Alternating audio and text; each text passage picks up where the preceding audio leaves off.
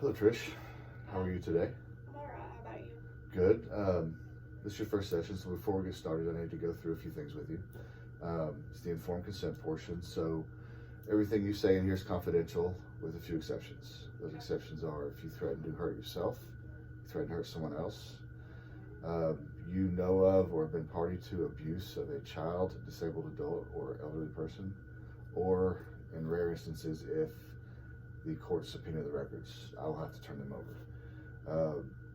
Also, since we're here because your son is in the program, he is 17 years old. In the state of Tennessee, at the age of 16, they become owners of their records. So he has not yet signed a releasing anything, so I'm not able to discuss the specifics of his case at this time. But we can talk in generalities, or we can talk about what you and your husband are going through. Does that sound good? Oh, that sounds good. Any questions about that? Nope. Okay, so what, I guess tell me a little bit about where you all are right now. So I guess we're a little bit just confused about what's going on with our son. I guess it started maybe like a year ago. We started noticing small differences in him. It really just started to not want to be around the family as much. He used to be like a pretty bubbly, involved kid, and then we noticed that he just really was sticking to himself a lot more.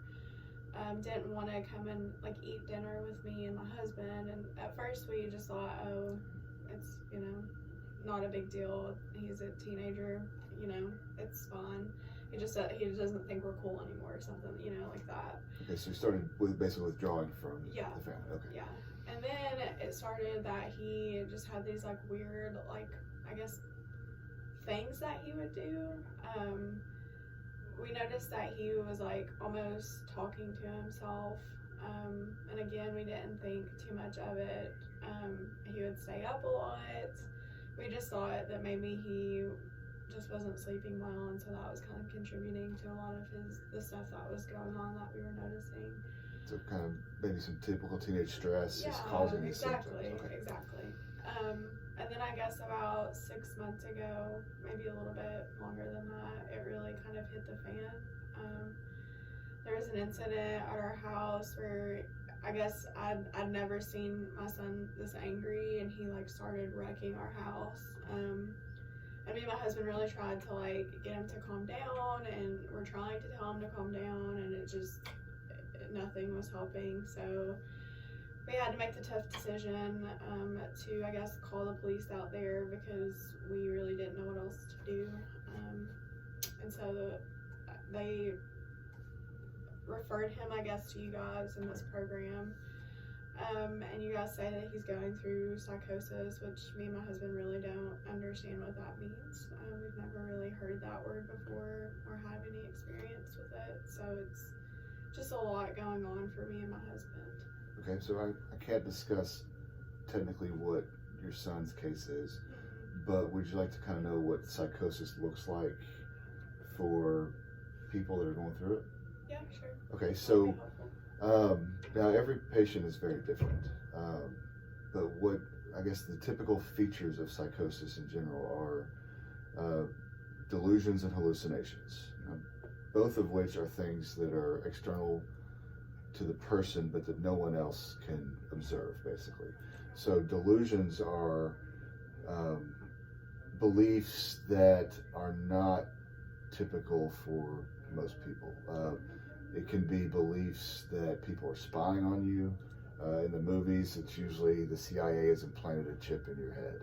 But these people in psychosis will believe that these are actually happening to them. It's very real to them. Other delusions are things like I'm invincible, people are out to get me, people are talking about me. Things like that are typical for the delusion side. Now, the hallucination side of things is far more diverse. Typically, or the more common, are visual and auditory. Auditory being the most common. Visual hallucinations are anything from seeing a shadow in a room that's not there, or a person walking in the front yard that is not there when you look back, all the way up to where someone's sitting in the room with you, or there's a monster in your closet, there are lights flickering, basically any kind of visual hallucination that you could imagine that's not observable by anybody else. The more common, the auditory, is even more diverse. So it could be anything from hearing footsteps in the room above you, but it's an attic and there's nobody there. It could be clicking sounds. It can be cars rushing by, the wind blowing in your house. What we see a lot of, and that is more effective on people, is voices. These voices can be people just having conversations. It could be someone narrating your life as you go through it. It could be a voice telling you great things about yourself, or in some of the harder cases, it can be a voice telling you bad things about yourself all the time. We've also had cases where people have smelled, tasted, and felt things. Those are less common. Someone has a metallic taste in their mouth all the time, and delusion with that could be that there's radiation everywhere. Who knows? So those are really your typical features of psychosis. Like I said, I can't really discuss your son's case specifically until we get that release done. But at this point, I can tell you that is. There's nothing typical about psychosis, but that is the common features we see. It's pretty scary stuff, I guess. It is. Didn't expect our bright and bubbly little guy to have to be going through this at this age. It's a little bit. I feel like me and his dad really don't know how to help him, and that's kind of, I guess, causing tension between us.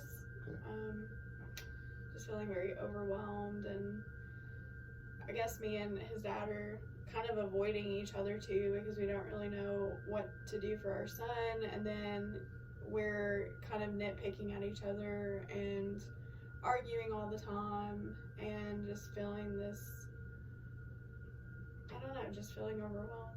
Okay. So it's a lot to take in. Yeah.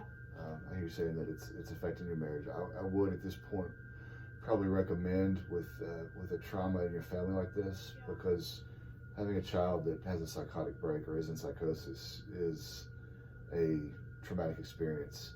A lot of times it helps for the parents, if they're together, or even if they're functioning as co-parents, to seek out some counseling together, individually, like with us, or if you can find a marriage counselor. Now, you're my client, so I can't technically be your marriage counselor. It's not ethical, but just to get through the barriers in the relationship that these things kind of cause, that could be good. It also sounds like you're going through a few of the stages of the grieving process. Is that, you say that's accurate? I never really thought about it that way, but yeah, I guess so. So what are you typically feeling these days? It's almost like just this uncontrollable, I don't want to say rage, because I feel like that's a little bit over exaggerating, but I guess just a lot of tension and frustration, and I don't know, just feeling like I'm not ever going to be happy again, and that me and my husband aren't ever going to be able to get along. Okay, so it sounds like some anger and some hopelessness going on. I will tell you, there is hope of recovery in many cases. I use the word recovery because most of the time it is a lifelong thing that's managed, but it is in most cases manageable. So are you familiar with the stages of grieving? Not all of them, no. Okay, so I'll just give you a little bit of what to expect coming up here, because this is normal. You're grieving the loss of, not the loss of your son, but the loss of, what y'all had expected for him. That's not to say he's not going to be able to go through college, get married, live a normal life. That is possible, but it's not going to go as maybe you had planned, possibly. Okay. So there's lots of hope, but this does change some things. So your typical stages of grief, the first one's denial. Was probably early on. Typically, it's usually the first one, where all these things are going on, but the trauma has you in a place of like what's happening, but it's not yet real. Then the second stage sounds like, which is anger, sounds kind of like where you are now, I guess.